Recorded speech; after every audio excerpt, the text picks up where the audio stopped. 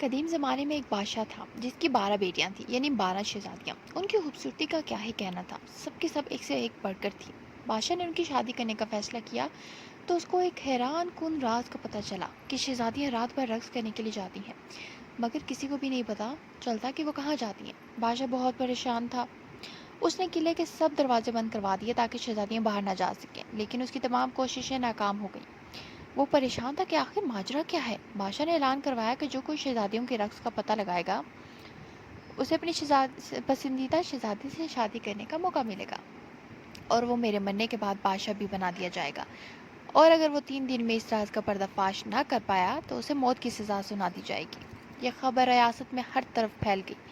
ایک شہزادہ آیا جو رقص کے راز کا پتہ لگانا چاہتا تھا۔ اس نے کہا، میں آپ کی پڑوسی ریاست کا شہزادہ ہوں اور شہزادیوں کے رقص کا پتہ لگانے آیا ہوں۔ بادشاہ نے اس کا استقبال کیا۔ رات کا کھانا کھانے کے بعد اسے شہزادیوں کے کمرے کے ساتھ والا کمرہ سونے کے لیے دے دیا۔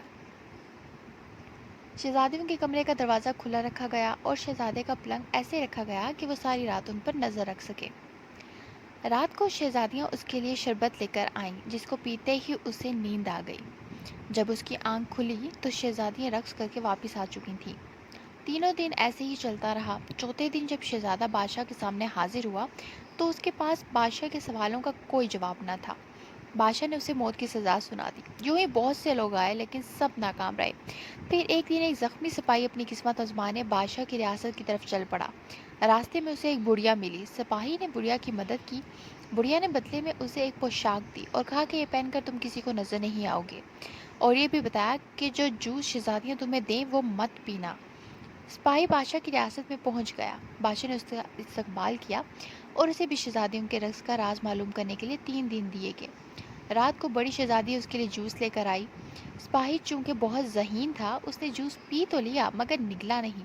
جیسے ہی شہزادی کمرے سے باہر نکلی تو سونے کے داغاری کرنے لگا۔ شہزادیاں اس کو سوتا دیکھ کر بہت خوش ہوئی اور رقص کرنے کے لیے تیار ہو گئیں۔ سب سے بڑی شہزادی نے اپنے پاؤں زور سے اپنے پلنگ پر مارا تو وہ زمین دوز ہو گیا، اور پھر ساری شہزادیاں اس خفیہ راستے سے نیچے اترنے لگی۔ سپاہی یہ سب دیکھتا رہا۔ اس نے بڑھیا کی دی ہوئی پوشاک پہن لی اور ان کا پیچھا کرنے لگا۔ آدھا رستہ اترنے کے بعد چھوٹی شہزادی کو شک ہوا کہ شاید کوئی اس کے پیچھے ہے، مگر پوشاک کی وجہ سے سپاہی کسی کو بھی نظر نہیں آ رہا تھا۔ پھر وہ سب سے خوبصورت حصے میں پہنچ گئی جہاں درختوں پر لگے پتے چاندی کے تھے۔ سپاہی نے ثبوت کے لیے ایک پتا توڑ لیا اور اس کے توڑتے ہی ایک زوردار آواز آئی جس سے سب ڈر گئی۔ آگے سب پتے سونے کے تھے۔ سپاہی نے ایک سونے کا پتا بھی توڑ لیا اور آگے جا کر ایک ہیرا بھی ثبوت کے لیے لے لیا۔ پھر شہزادیاں ایک جھیل کے کنارے پہنچ گئیں جہاں 12 شہزادے ناؤ کے ساتھ ان کا انتظار کر رہے تھے۔ ہر ایک شہزادی ایک ایک شہزادے کے ساتھ بیٹھ گئی۔ سپاہی چھوٹے کنارے پہنچ گئے جہاں ایک عالیشان قلعہ تھا اور وہاں ساز بج رہا تھا۔ صبح 3 بجے تک یہ سب چلتا رہا جب تک کہ ان کے جوتوں میں چھید ہو گئے اور پھر واپس آ گئے، اور سپاہی بھی جلدی سے بھاگ کر اپنے کمرے میں جا کر سو گیا کہ کسی کو شک نہ ہو۔ یہ سلسلہ کئی دن تک چلتا رہا۔ سپاہی ان کا تعاقب کرتا رہا اور ثبوت بھی لاتا رہا اور ان سے پہلے ہی آ کر سو بھی جاتا۔ یوں کسی کو شک بھی نہیں ہوا تھا۔ جب فیصلے کی گھڑی آئی تو بادشاہ نے سپاہی کو بلایا۔ سپاہی نے کہا، عالی جاں، سبھی 12 شہزادیاں اپنے کمرے سے زمین دوز سرنگ سے جاتی ہیں۔ اس نے ثبوت بھی دکھائے۔ شہزادیوں نے یہ سب مان لیا۔ سپاہی کو خوب انعام سے نوازا گیا اور پوچھا، میری کس بیٹی سے شادی کرنا چاہتے ہو؟ اس نے سب سے بڑی شہزادی کو پسند کیا اور پھر دونوں کی شادی دھوم دھام سے کر دی گئی۔ بادشاہ نے اعلان کیا کہ میری وفات کے بعد میرا داماد اس سلطنت کا بادشاہ ہوگا، اور پھر سبھی ہنسی خوشی رہنے لگے۔